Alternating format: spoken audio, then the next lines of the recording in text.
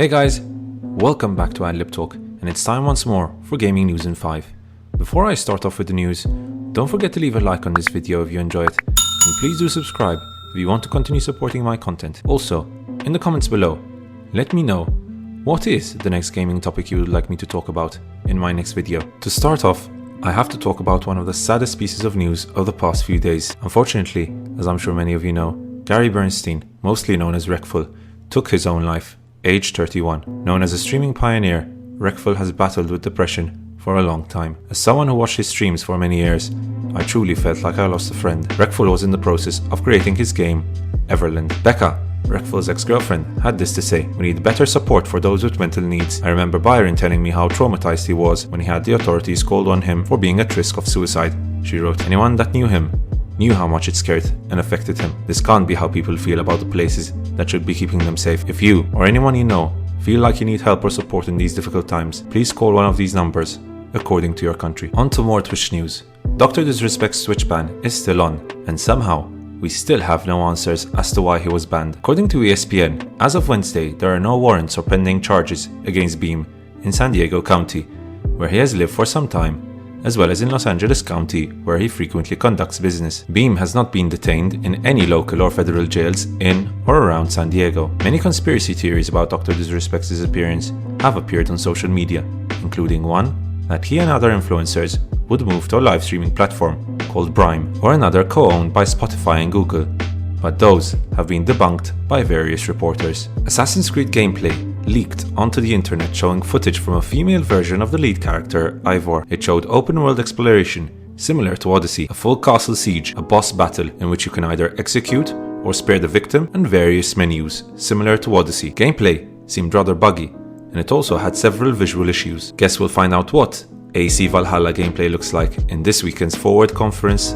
by Ubisoft. Talking about conferences, Microsoft has confirmed that its Xbox Series X first-party games showcase will be held on July 23rd.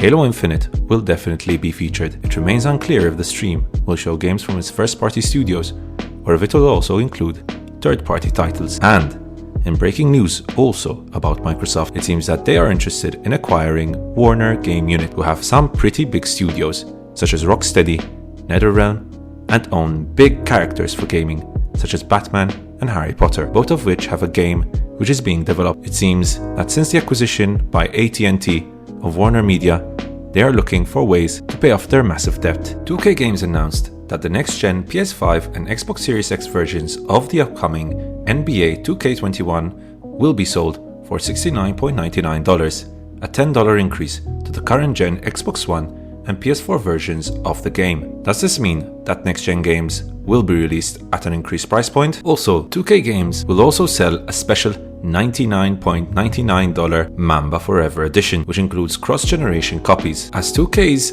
press release explains, purchasing a Mamba Forever edition on either current or next-generation platforms provides a copy of the standard edition game on the other generation at no additional cost within the same console family. This is obviously a complete lie, given that you are paying $40 more than a normal price game just to upgrade from current gen to next gen. Many companies and studios have promised free upgrades, like Microsoft with its Smart Delivery program, CD Projekt Red, and Bungie. A Fallout TV show has been recently announced.